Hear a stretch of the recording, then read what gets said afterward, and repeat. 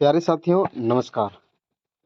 ये SSC GD 2025-26 के लिए आरडब्ल्यू ऐप पर जो फ्री वीकली मॉक टेस्ट चलाया जा रहा है उनमें से जीके जीएस के जो कि 20 क्वेश्चंस यानी 20 क्वेश्चंस पूछे जाते हैं एसएससी जीडी में, उसका डिटेल सॉल्यूशन इस वीडियो में मैं आपको देने वाला हूं।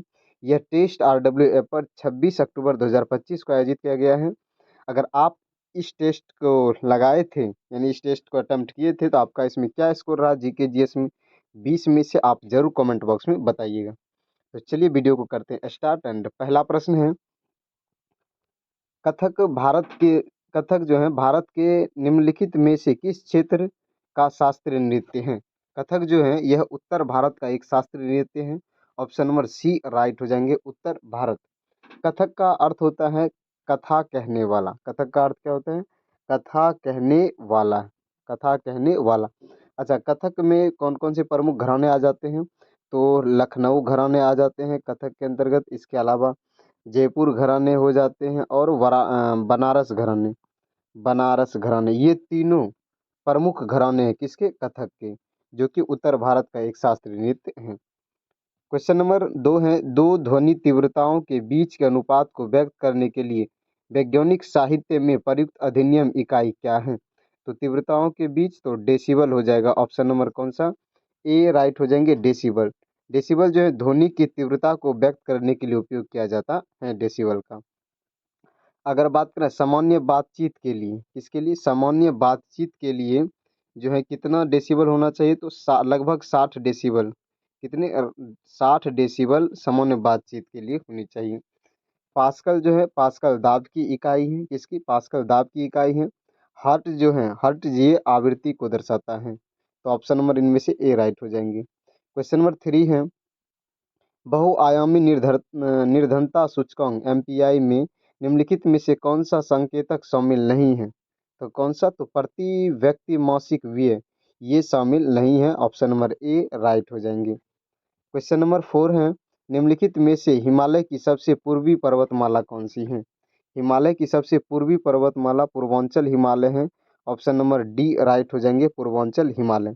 पूर्वांचल हिमालय जो है ये अरुणाचल प्रदेश, यूपी लिख देता, अरुणाचल प्रदेश हो गए, नागालैंड हो गए, इसके अलावा मणिपुर, मिजोरम, मिजोरम हो गए, आदि राज्यों तक ये फैला हुआ है।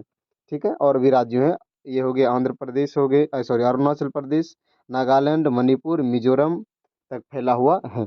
अच्छा, यह जो है असम घाटी के पूर्व में स्थित, यह पूर्वांचल हिमालय जो है असम घाटी के पूर्व में स्थित है, ये भी ध्यान रखिएगा। क्वेश्चन नंबर 5 है, भारत के कौन से द्वीप समूह मलक्का जलडमरू मध्य के निकट स्थित होने के कारण सामरिक दृष्टि से महत्वपूर्ण है? तो कौन सा? तो अंडमान एवं निकोबार द्वीप समूह। ऑप्शन नंबर सी राइट हो जाएंगे। अंडमान निकोबार द्वीप समूह बंगाल की खाड़ी में स्थित है। मलक्का जलडमरू मध्य जो है, यह जलडमरू मध्य विश्व की जो है सबसे व्यस्त समुद्री व्यापारिक मार्गों में से एक है। मलक्का जलडमरू मध्य, ये भी ध्यान रखिएगा। क्वेश्चन नंबर 6 है, निम्नलिखित में से कौन सा अनुच्छेद भारत के बाहर रहने वाले भारतीय मूल के व्यक्तियों की नागरिकता से संबंधित है? तो कौन सा अनुच्छेद? अनुच्छेद 8 संबंधित है। ऑप्शन नंबर सी राइट हो जाएंगे, अनुच्छेद 8। यह अनुच्छेद उन्हें पंजीयन के माध्यम से जो है भारतीय नागरिकता प्राप्त करने का अधिकार प्रदान करता है। कौन सा? अनुच्छेद 8। क्वेश्चन नंबर 7 है, राजेंद्र चोल प्रथम किसके पुनर्जीवित श्री विजय साम्राज्य पर अपने नौसैनिक अभियानों के लिए जाने जाते हैं? तो राजेंद्र चोल प्रथम ये इंडोनेशिया के, ठीक है, ऑप्शन नंबर बी राइट हो जाएंगे, इंडोनेशिया। क्वेश्चन नंबर 8 है, भारत में औपनिवेशिक काल के दौरान किस समाज सुधारक ने बंगाल में जो है विधवा पुनर्विवाह के समर्थन में तथा बाल विवाह के विरुद्ध कार्य किए? तो किसने किए थे? Ishwar Chandra Vidyasagar. Option number D right हो जाएंगे, ईश्वर चंद्र विद्यासागर। इन्होंने 1856 ईस्वी में, कब? 1856 ईस्वी में विधवा पुनर्विवाह का समर्थन किया था। क्वेश्चन नंबर 9 है, 2024-25 सीजन के लिए football writers association FWA women footballer of the year का पुरस्कार किसे मिला है? तो यह पुरस्कार जो है एलिसिया रूसो को दिया गया है। ऑप्शन नंबर ए राइट हो जाएंगे, एलिसिया रूसो। क्वेश्चन नंबर 10 है, निम्नलिखित में से कौन सा द्रविड़ मंदिरों की एक सामान्य विशेषता है? तो द्रविड़ मंदिरों की एक सामान्य विशेषता गोपुरम है। ये गोपुरम क्या होता है? तो गोपुरम जो होता है मंदिर का विशाल द्वार होता है, जो ऊंचा और शिल्पकार से सुसज्जित होते हैं। जो मेन गेट होते हैं उसी को गोपुरम कहा जाता है। ये सामान्य सब में पाए जाते हैं, सब मंदिरों में, जो कि द्रविड़ शैलियों पे बनी हुई है। क्वेश्चन नंबर 11 है, कालिदास ने कौन सा शास्त्रीय संस्कृत नाटक लिखा था? तो कालिदास कौन से? अभिज्ञान शकुंतलम, ये जो है कालिदास की रचना है। ऑप्शन नंबर ए राइट हो जाएंगे, अभिज्ञान शकुंतलम। क्वेश्चन नंबर 12 है, भारतीय फिल्मी तन्वी द ग्रेट के निर्देशक कौन हैं, जिसका विश्व प्रीमियर 2025 में 78वें कांस फिल्म महोत्सव के दौरान हुआ था? तो ये है अनुपम खेर। ऑप्शन नंबर जो है सी राइट हो जाएंगे, Anupam Kher Tanvi the great movie के निर्देशक हैं। क्वेश्चन नंबर 13 है, ध्वनि तरंग की आवृत्ति जिसे एफ से सूचित करते हैं और काल अवधि यानी समय टी से टाइम से सूचित करते हैं, उसके बीच क्या संबंध है? तो ध्वनि तीव्रता की जो आवृत्ति होती है वह जो है समय के व्युत्क्रमानुपाती होती है, वह यानी कि 1/t होती है। ऑप्शन नंबर डी राइट हो जाएंगे, f equal to 1/t। Question number 14 है, आइकिया जिसे 2013 में 10,500 करोड़ की एफडीआई प्रस्ताव के लिए मंजूरी मिली है, वह एक है, वह कौन सी है? तो वह एक स्वीडिश कंपनी है। ऑप्शन नंबर सी राइट हो जाएंगे, स्वीडिश कंपनी, जिसे कि 2013 में 10,500 करोड़ की एफडीआई प्रस्ताव के लिए मंजूरी मिली थी। क्वेश्चन नंबर 15 है, निम्नलिखित में से कौन सा कारक भारत में जनसंख्या वितरण को प्रत्यक्ष रूप से प्रभावित नहीं करता है? कौन सा इनमें से कारक जो है? तो आधिकारिक भाषा।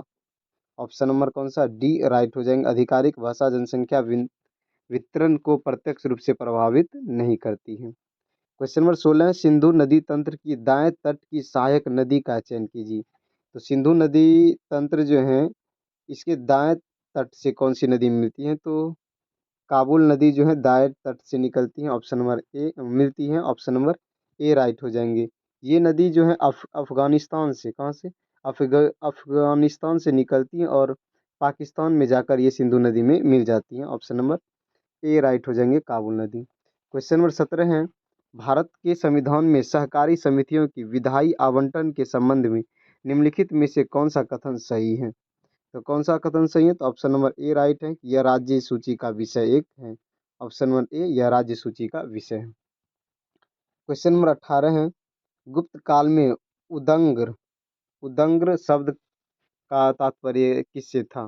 तो गुप्त काल में उदंग्र शब्द का जो संबंध था वह भूमि कर से था। ऑप्शन नंबर डी राइट हो जाएंगे, भूमि कर। क्वेश्चन नंबर 19 है, भारतीय राष्ट्रीय कांग्रेस के पहले अधिवेशन की अध्यक्षता किसने की थी? भारतीय राष्ट्रीय कांग्रेस के पहले अधिवेशन की अध्यक्षता व्योमेश चंद्र चटर्जी ने की थी। ऑप्शन नंबर कौन सा? डी राइट हो जाएंगे, व्योमेश चंद्र चटर्जी। पहला अधिवेशन कब हुआ था? 1885 ईस्वी में बम्बई में हुआ था। कहाँ पर? बम्बई में, जिसके अध्यक्ष कौन रहे थे? व्योमेश चंद्र बनर्जी। और ये लास्ट प्रश्न है, निम्नलिखित में से किसने अप्रैल 2025 में दिल्ली की मुख्यमंत्री रेखा गुप्ता के साथ मिलकर आयुष्मान वय वंदना कार्ड लॉन्च किया? तो किसने लॉन्च किया था? हरदीप सिंह पुरी ने लॉन्च किया है। ऑप्शन नंबर बी राइट हो जाएंगे, हरदीप सिंह पुरी। अच्छा, आपसे प्रश्न ये रहेगा HW में, प्रश्न ये है, तो ये था कि पहले अधिवेशन की अध्यक्षता किसने की थी? आपसे प्रश्न ये है कि भारतीय राष्ट्रीय कांग्रेस का दूसरा अधिवेशन कौन सा? दूसरा अधिवेशन कब हुआ था और उसके अध्यक्ष कौन थे? इसके अलावा कब हुआ था और उसके अध्यक्ष कौन थे? इसका जवाब आपको कमेंट बॉक्स में देना है। ये HW के रूप में है। तो बाकी अगर दिल्ली पुलिस कांस्टेबल के लिए जो RW ऐप पर ही वीकली मॉक टेस्ट कराया जा रहा है 26 अक्टूबर का, उसका उसमें टोटल 50 यानी 50 क्वेश्चंस आते हैं, उसका भी इसी तरह से सॉल्यूशन देने वाला हूँ। तो आज ही अपलोड हो जाएगी यह भी वीडियो। तो थैंक यू। बाकी अगर आपको इस वीडियो की PDF चाहिए तो हमारे टेलीग्राम चैनल पे मिल जाता है, जिसका लिंक इस वीडियो के कमेंट बॉक्स में। साथ ही साथ वहाँ पर डेली डेली नहीं मतलब मंडे टू फ्राइडे वहाँ पर क्विज भी होता है, तो क्विज में भी ज़रूर हिस्सा लें।